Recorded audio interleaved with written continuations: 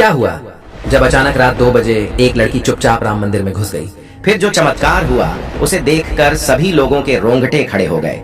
अयोध्या में राम मंदिर की प्राण प्रतिष्ठा से पहले और बाद में कई सारे चमत्कार देखने को मिले हैं, जिससे यह साबित होता है कि सनातन ही सत्य है।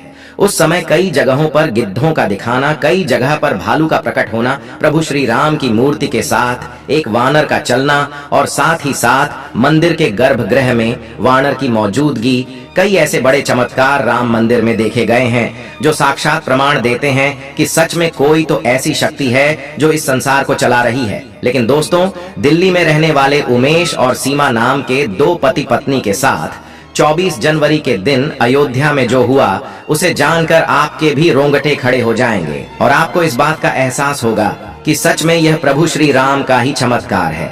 22 जनवरी 2024 के दिन राम मंदिर में राम लल्ला की प्राण प्रतिष्ठा हुई। इस दिन देश विदेश की कई बड़ी हस्तियां वहां पर मौजूद थीं और जब सभी ने रामलाल की उस मूर्ति को देखा तो उनकी प्यारी सी मुस्कान सभी के दिलों पर छा गई। जिस मूर्तिकार ने मूर्ति को बनाया उसका भी कहना था कि प्राण प्रतिष्ठा के बाद मूर्ति के भाव बदल गए हैं, मुस्कान बदल गई है, मानो मूर्ति के अंदर प्राण आ गए हो।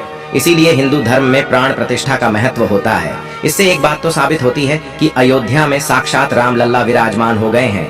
23 जनवरी 2024 से आम श्रद्धालुओं के लिए प्रभु श्री राम के द्वार खोल दिए गए और श्रद्धालुओं की लाखों की तादाद मंदिर में दर्शन करने के लिए पहुंच गई और तकरीबन 5 लाख लोगों ने 23 जनवरी को राम लल्ला के दर्शन किए। उमेश और सीमा राम मंदिर जाना चाहते थे क्योंकि उनके पिता भी एक बहुत बड़े राम भक्त थे और अयोध्या में राम मंदिर निर्माण के लिए उन्होंने कार सेवा में भूमिका निभाई थी। उनके पिता अपनी आंखों से राम मंदिर का निर्माण नहीं देख पाए, लेकिन अपने पिता की एक तस्वीर साथ में लेकर वह अपनी पत्नी और 12 साल की बच्ची के साथ दिल्ली से अयोध्या रवाना हो गए। उनका मानना था इस फोटो के माध्यम से वो प्रभु श्री राम के दर्शन अपने पिता को कराएंगे। लेकिन उमेश को इस बात का अंदाजा नहीं था कि 24 जनवरी के दिन और ज्यादा भीड़ राम मंदिर आने वाली थी। जब वे अयोध्या पहुंचे तो वाकई में अयोध्या का नजारा देखने लायक था। रेलवे स्टेशन पहुंचकर उन्हें महसूस हो रहा था मानो वे साक्षात देवनगरी में आ गए हों, क्योंकि त्रेता युग में अयोध्या को देवताओं का नगर कहा जाता था। ऐसा कहते हैं जब भगवान विष्णु ने प्रभु श्री राम रूप में अवतार लिया और अयोध्या में जन्मे तो कई देवी देवता उनकी प्रजा बनकर अयोध्या में जन्मे और उनकी लीला को अपनी आंखों से देखा। जब प्रभु श्री राम सरयू नदी में समाहित हो गए तब सभी नगरवासी भी सरयू नदी में समाहित हो गए, क्योंकि वह सभी देवी देवता ही तो थे। जब उमेश और सीमा ने अयोध्या नगर की भव्यता को देखा तो उनके भी होश उड़ गए, क्योंकि यह कोई सामान्य बात नहीं थी। इससे पता चलता है कि भारत में मंदिरों का कितना महत्व है। अगर किसी स्थान पर एक भव्य मंदिर का निर्माण होता है तो वह शहर की प्रगति को साथ लेकर आता है, कई लोगों को रोजगार दिलाता है और साथ ही साथ उस शहर की प्रगति का माध्यम बनता है। ऐसे ही अयोध्या में जिस प्रकार से राम मंदिर का निर्माण हुआ था वैसे ही वहां पर प्रगति साफ तौर पर दिख रही थी। लेकिन जब उमेश और सीमा अपनी 12 साल की बच्ची के साथ राम मंदिर पहुंचे तब वहां पर बहुत ज्यादा भीड़ मौजूद थी। शाम का समय था और इधर उधर भगदड़ मच रही थी। पुलिस प्रशासन जैसे तैसे भीड़ को काबू करने में लगा था, लेकिन भक्त प्रभु श्री राम के इतने दीवाने थे कि वह तो बस किसी भी तरह बस एक झलक राम लल्ला के दर्शन करना चाहते थे। इस बीच उमेश जी भी अपनी पत्नी और बच्चे के साथ लाइन में लग गए। तकरीबन 4 से 5 घंटे उन्हें लाइन में लगना पड़ा, लेकिन उन्होंने अपना अनुभव बताते हुए कहा कि इतनी भीड़ होने के बावजूद भी सभी भक्त एक दूसरे के साथ समन्वयता बनाए हुए थे। सभी के मन में राम बसे थे, इसीलिए सभी के अंदर राम सी मर्यादा आ गई थी। सभी भक्त बहुत शांतिपूर्ण तरीके से उसे लाइन में लगे हुए थे और हमें 4 से 5 घंटे के पश्चात राम लल्ला के दर्शन करने का सौभाग्य प्राप्त हुआ। उस समय रात्रि की शुरुआत हो चुकी थी। मैंने अपनी पत्नी और बच्ची के साथ रामलाल के दर्शन किए और अपने पिता की फोटो को उन्हें दिखाया। ऐसा लग रहा था मानो आज मेरे पिता की आत्मा को शांति मिल गई हो, क्योंकि उन्होंने कार सेवा में एक महत्वपूर्ण भूमिका निभाई थी। लेकिन मुझे इस बात का अंदाजा नहीं था कि आज प्रभु श्री राम मेरी भक्ति की परीक्षा लेने वाले थे, क्योंकि बहुत ज्यादा भीड़ का माहौल होने के कारण रात्रि के समय मंदिर के अंदर नजर बहुत भयानक था। चारों तरफ लोग ही लोग मौजूद थे और बात जब आई बाहर जाने की तो एक बहुत बड़ा जनसैलाब दर्शन करके मंदिर के बाहर लौट रहा था। इसी बीच अचानक से मेरी पत्नी सीमा का हाथ मेरी 12 साल की बच्ची हर्षिता से छूट गया। लेकिन भीड़ में उसे इस बात का अंदाजा नहीं हुआ। हम प्रभु श्री राम का नाम जपते जपते मंदिर से बाहर आ गए और जब हमने देखा कि हमारी बच्ची हमारे साथ नहीं है तो हमारे भी होश उड़ गए। चारों तरफ देखने पर केवल और केवल भीड़ नजर आ रही थी और बच्ची का कोई अता पता नहीं था। हम चारों तरफ उसे ढूंढ रहे थे और हर किसी से उसके बारे में पूछ रहे थे।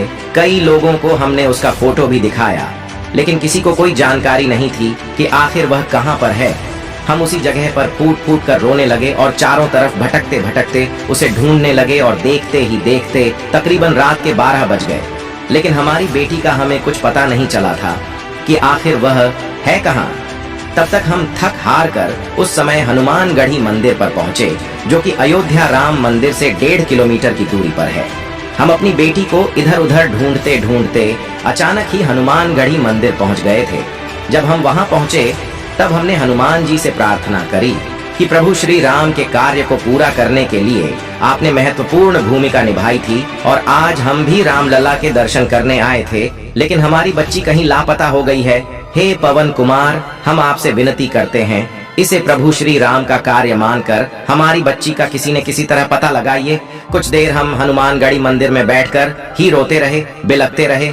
न कोई हमें सहारा देने वाला था और न ही कोई आंसू पोंछने वाला, लेकिन एक विश्वास था कि संकट मोचन हनुमान जी हमारे संकटों को जरूर दूर करेंगे। तभी उस स्थान पर एक ऐसा चमत्कार हुआ जिसकी हमने कल्पना नहीं की थी। हनुमानगढ़ी क्षेत्र में हमें एक बंदर दिखाई दिया जिसका मुख लाल था और उसके हाथ में एक रुमाल था। जब हमने उस रुमाल को ध्यान से देखा तो वह रुमाल हमारी बेटी हर्षिता का था। लेकिन सवाल यह था, आखिर वह रुमाल उस बंदर के पास कैसे आया? उमेश और सीमा के रोंगटे खड़े हो गए, लेकिन अभी भी उनकी बेटी नहीं मिल पाई थी। वह इसे हनुमान जी का संकेत मान रहे थे, जिसके बाद उन्होंने उस बंदर का पीछा करना शुरू कर दिया और वह बंदर के पीछे पीछे चल दिए। देखते देखते उसे बंदर का पीछा करते करते उन्होंने 1.5 किलोमीटर का सफर पूरा किया और वे फिर से अयोध्या राम मंदिर के दरवाजे पर पहुंच गए। रात्रि के समय दरवाजा बंद हो चुका था, अंदर जाने का कोई मार्ग नहीं था, लेकिन वह बंदर हर्षिता के रुमाल को राम मंदिर के दरवाजे पर छोड़कर चला गया। ऐसा लग रहा था मानो उनकी बच्ची मंदिर के अंदर मौजूद हो। अब उमेश और सीमा के सामने अब इंतजार करने के अलावा दूसरा और कोई रास्ता नहीं था। सुबह तक उन्होंने इंतजार किया, उन्हें प्रभु श्री राम जी से उम्मीदें थीं। संकट मोचन हनुमान जी महाराज पर भरोसा था और जब प्रातः काल प्रभु श्री राम लल्ला के दरवाजे खोले गए तब तक वहां पर बहुत ज्यादा भीड़ मौजूद थी। ऐसा लग रहा था इतनी भीड़ में आखिर वह अपनी बच्ची को कैसे ढूंढ लेंगे। तब जैसे ही राम मंदिर का दरवाजा खुला तो उमेश और सीमा के रोंगटे खड़े हो गए, क्योंकि अंदर मंदिर के पुजारी अपने हाथ में उसे बच्ची को लिए खड़े हुए थे। उनका कहना था कि यह बच्ची शायद रात्रि से ही इस मंदिर में है। सुबह प्रातः दरवाजे खुलते ही हमें यह राम लला के गर्भगृह में थी। अच्छी ऐसा लग रहा था, साक्षात राम लला इसके साथ खेल रहे हो और साथ ही में एक बंदर भी वहां पर मौजूद था, जो हमें इससे मिलकर कहीं अंतर ध्यान हो गया। सीमा और उमेश को अपनी बच्ची पुनः मिल चुकी थी। उनका विश्वास नहीं टूटा था, बल्कि उनकी आस्था और ज्यादा बढ़ गई थी। लेकिन प्रश्न अभी भी यही था कि आखिर उनकी 12 साल की बच्ची हर्षिता रात्रि के समय मंदिर में कैसे रह गई? क्या वह मंदिर के अंदर ही छूट गई थी या फिर बाहर बहुत ज्यादा असुरक्षा होने की वजह से यह हनुमान जी का चमत्कार था कि उन्होंने किसी तरह से उस बच्ची को राम लल्ला के गर्भगृह में छोड़ दिया? जो भी हो, लेकिन यह भी एक बहुत बड़ा चमत्कार था कि एक माँ बाप को अपनी गुम हुई बच्ची प्रभु श्री राम जी की कृपा से पुनः प्राप्त हो गई। इसके बाद में पुनः दिल्ली के लिए रवाना हो गए और अपने साथ घटी इस घटना के बारे में उन्होंने सभी को बताया। सबका एक ही कहना था कि जिस शहर में प्रभु श्री राम का निवास हो और जिसके रक्षक स्वयं हनुमान हो, ऐसे स्थान पर किसी भी प्रकार के भय की क्या जरूरत है।